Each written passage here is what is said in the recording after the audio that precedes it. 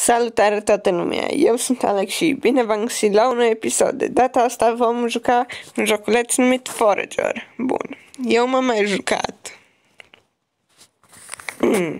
și îmi place destul de mult. Am nivelul 13, m-am jucat o oră și ceva, dar am deblocat game modurile noi. Stați să vă zic, am deblocat game modurile noi. Știți că trebuie să faci ceva achievement-uri pentru acele game moduri. Da. Și am zis hai să încep One Island Challenge. Bun, m-am plictisit de One Island Challenge și am zis hai să-mi șterg harta de One Island Challenge. Bun, și n-am fost atent și mi-am șters harta principală. Ceea ce este destul de nașpa pentru că trebuie să încep de la început și aveam acum vreo 34 de insule sau câte insule sunt în joc, nu știu. Aveam mult mai multe ca acum, stați să vă arăt.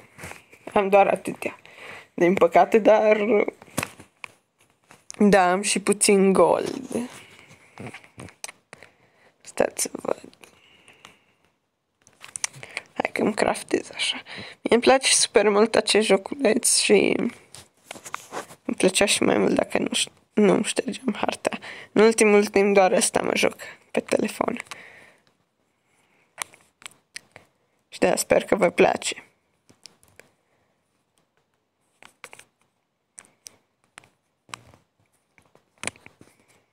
Mie mi se pare un joculeț super relaxant, care chiar e pentru mine, sincer, pentru că e relaxant și foarte, foarte șmecher.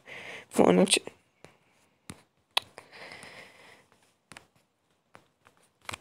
sper că toată lumea știe Forager, dacă nu vă explic eu. Deci, tu ești un omulet pe o insulă, asta e insula de pe care pornești.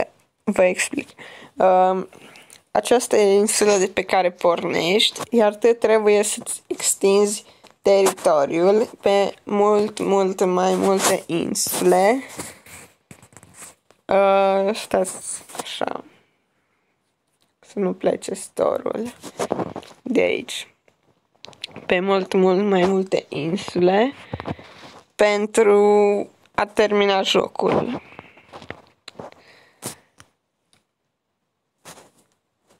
Da, cam asta e scopul. Trebuie să adunați materiale, resurse, să minați și să vă extindeți teritoriul. Sunt mult mai multe moduri de joc. Eu sunt acum pe Classic Mode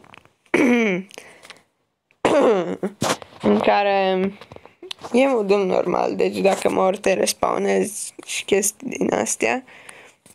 Dar este One Island Challenge, care ești doar pe o insulă cu foarte, foarte multe resurse, foarte mulți mobi și trebuie pur și simplu să, cum să zic, să strângi toate resursele de pe insulă și să câștigi.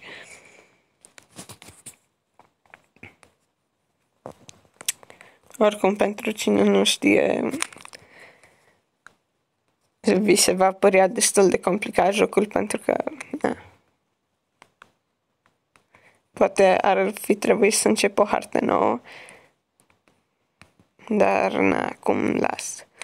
Acesta este goldul cel mai important, după cum vedeți aici în stânga jos am gold.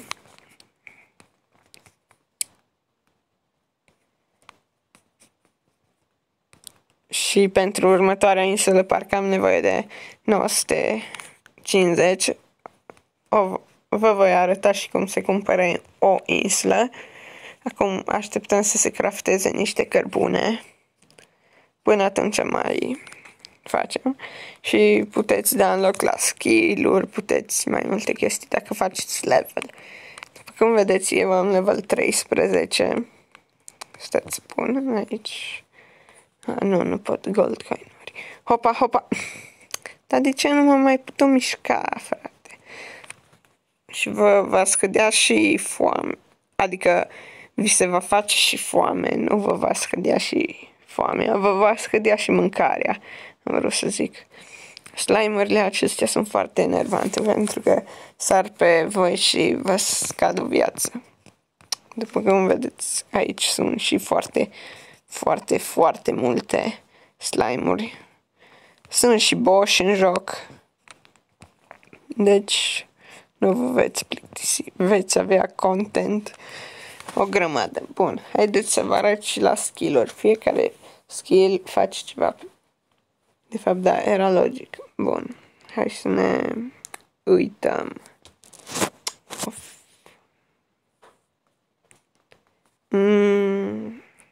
Deci,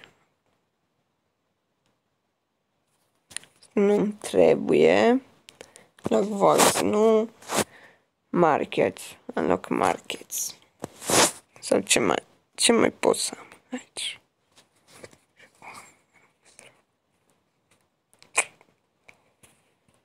Nu știu, am destul cărbune.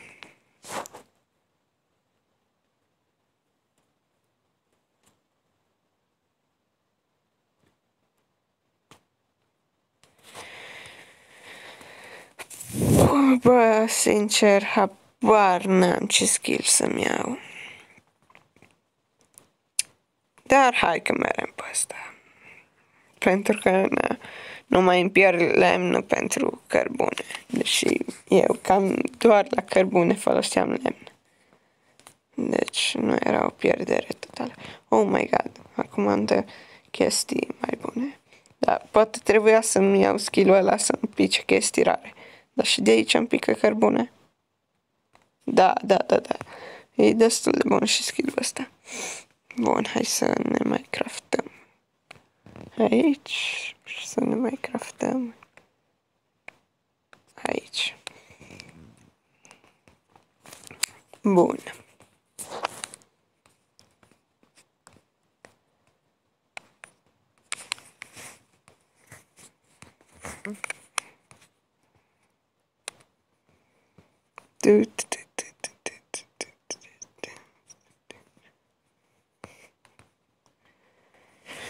Și ridichilele poți mânca.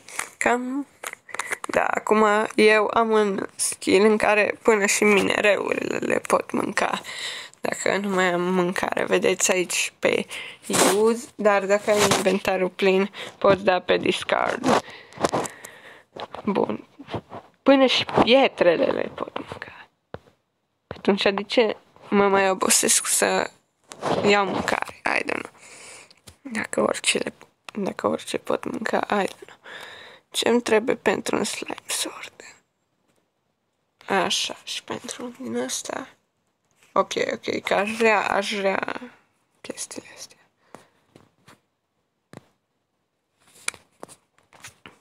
Deci, îmi trebuie iron, așa, pentru o sabie. Da, îmi trebuie 13 iron. Nu cred că am. Am 25, frate. Am 25 iron. Iron e piatra aceea albastră. Adică aceasta. Și da, jocul e ca un fel de Minecraft. Doar că pe Minecraft nu-ți extinzi teritoriul. Pe Minecraft poți direct să mergi oriunde. Și pe Minecraft nu poți să-ți dai unlock la skill-uri. Și Minecraft-ul e 3D, nu 2D. Să zicem un avantaj de la Minecraft. Că am zis doar de la Forager.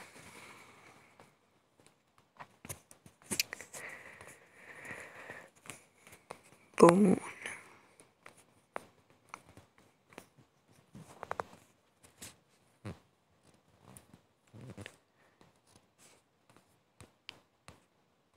Aici e căsuța noastră.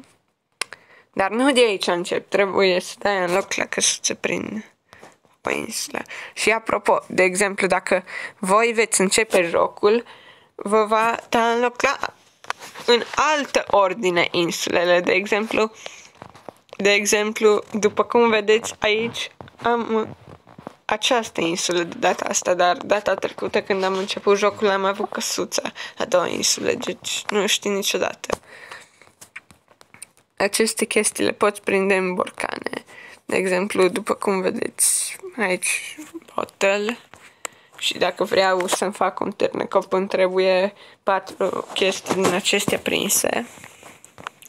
Habar n-am de ce, dar da. Hai să văd, pot să-mi craftez, da.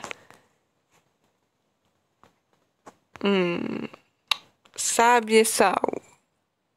Hai că sabie aș vrea.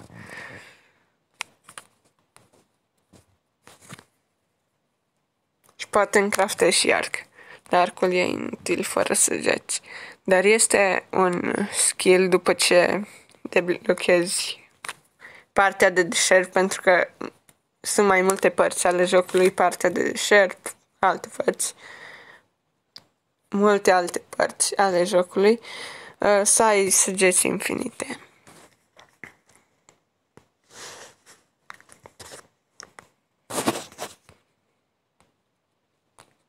Hopa, câte din ăsta.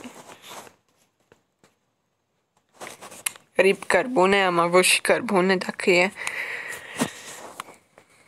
Am avut și cărbune dacă e ceva. Bă, cum s-a dus timpul, frate. Bă, cum s-a dus timpul. Deja 11 minute.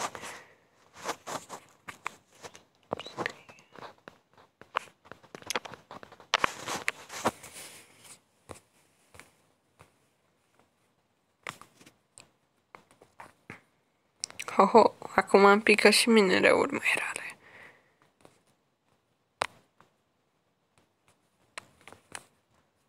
Hai, serios. Cât timp trebuie pentru a crafta o sabie? Și de aici puteți să puneți alte construcții. Am avut mult mai multe construcții înainte. Dar nu e nimic. Asta încă n-am pus pentru că... da, pot să pun ușor, dar nu mă prea ajută. Yay! S-a craftat sabia, prima mea sabie. Și pot să omor mobi și cu pickaxe-ul, dar na. Am nevoie de sabie, normal. Că sabia e cea mai importantă chestie. Bine, nu e adevărat. Mă duc să mai minez iron. Bă, de s-ar găsi așa iron și pe Minecraft. Ar fi insane. Ar fi mai... Bă, deci iron nu e aproape la fel de comun ca piatra, dacă nu mai comun. Fai, cât îmi durează să craftez. Hopa. Îmi dă viață full, îmi dă 3 din astea de viață. Bă, dar de ce 3 slime-uri? Că eu vreau să sparg niște gol de acolo, dar nu. Slime. Du-te, slime-ule. Eu am uitat că am sabie. N-am înțeles. N-am înțeles, sigur, n-am o singură viață.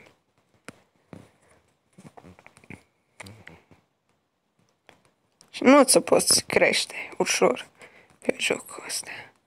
Măcar, na. Hai, slime-ule, să văd ce poți. Te-am bătut. Te-am bătut și pe tine. Opa, te-am bătut și pe tine. Tuc. Așa. Îi dăm gold, că mai era acolo. Tuc. Și dacă vă întrebați ce e aici... Dacă vrei să donezi, poți dona aici. Nu știu de ce ai vrea să donezi elemente. Dar, na.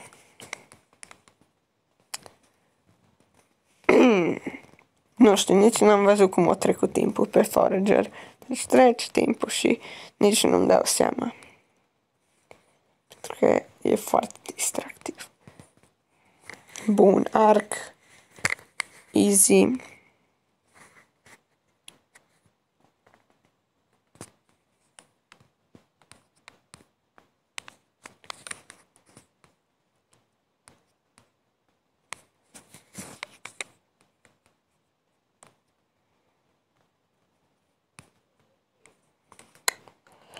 Bun, bun, bun. Am vrut să zic voi face acest episod de 15 minute și acum am văzut că au trecut 15 minute. Cum trece timpul când te joci Forager? Trece super easy. Timpul.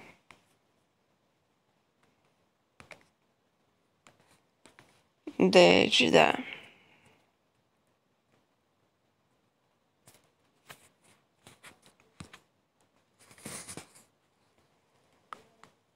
Bun.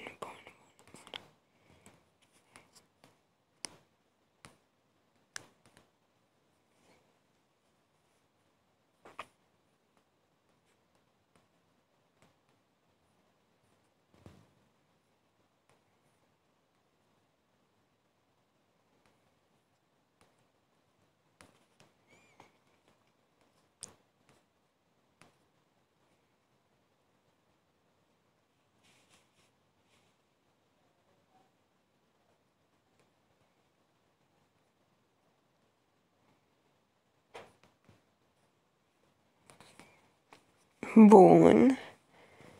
Stai să... Unde este un mob să vă pot da exemplu? Nu am lovit. Ridichia. Deci, mult mai easy.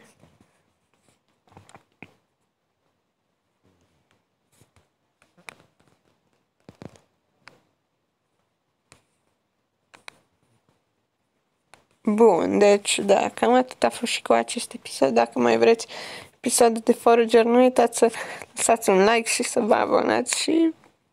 Da. Pa, pa!